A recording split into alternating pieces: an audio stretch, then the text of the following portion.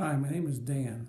I have another listing about my small wood shop, workbench I built and carts. I didn't have all of my own ideas. I look on the internet like everybody does and then do what I have to do to change it to make it mine. I have a rigid table saw, which you can see there. I love it. It works good. It took me a little while to get it tuned up straight. But once it's there, I do a lot of work with it. Dust collection was the worst on it, and they are on these saws. But I found if I build a box for underneath, you can see my hose is going in. Build a box up underneath, it collects the sawdust. The rigid model that it is, just so you know in case you have one like it, is a TS3650. Now this saw, I say, has been good with me, but the back is always a question with the dust coming in and out of the back. If I show you down inside, you'll see where the dust collects in the back and sucks out real well, but some still does come out the back. So I decided to build a little plate for the back. I've seen other people do it, but they're all on different saws. So this is the idea I come up with. It works really well. It's a piece of just 1/4 inch Luan. It's 15.5 inches wide. And it's actually 10.5 inches tall from bottom to top. And I split it down the center in 2 pieces. And I'll show you some dimensions I have in case you want to make one of a similar saw. From the outside edge, and it's 8 inches and 5/8 of an inch by 9 1/8 of an inch. That's a 1/4 inch down and 3/4 inches down from there, and cut out a small hole. Then the second hole in is actually 6 1/4 inches from the edge and 7 1/4 inches on the other side of it. It's 3 inches down from 3 1/8 down from the top, and 4.5 inches down to the bottom of that hole.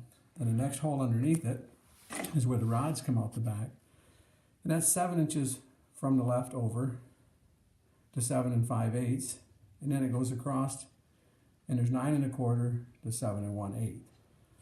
And then the far side, for the pulleys to come through, it's 12 3/4 by 13 7/8. From the top down, it's 4 1/8, and I have it down to 4 1/4. Now it does change with raising and lowering the saw, but I found with these measurements I can put it on and cut anything 1/4 inch up to a 2x4 without having to change the board at all. Angle wise, of course, you've got to take it off, live with the dust for a while. But it does work well. I'll show you, if you give me a second here, I'll show you how it fits on the back.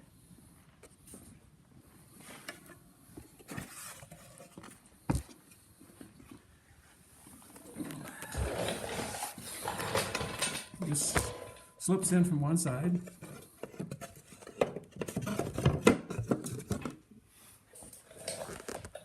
And then the other one, excuse for the video, trying to talk and walk at the same time is difficult for me. But you take the other piece,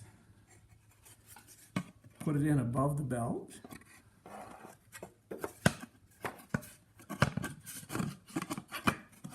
drop it down behind, over top the adjustment in the back, and the 2 slide together in the center. Now I have to drill holes and put some small magnets to hold it in. For right now I just stuck these bigger magnets, just for demonstration purposes, one on each side. And that's what it looks like when it's on. I say you can adjust it up and down, enough room under to miss. Of course, again, on these saws, they tend to suck air around other areas. So I found on the front for right now, I'm looking for a bottom of a brush door sweep I can hook on there. But for right now, if I want to cut something in purpose of this video, I just took a piece of cardboard and cut it so it goes over top, and I put a magnet on there to hold it in place to hide that hole.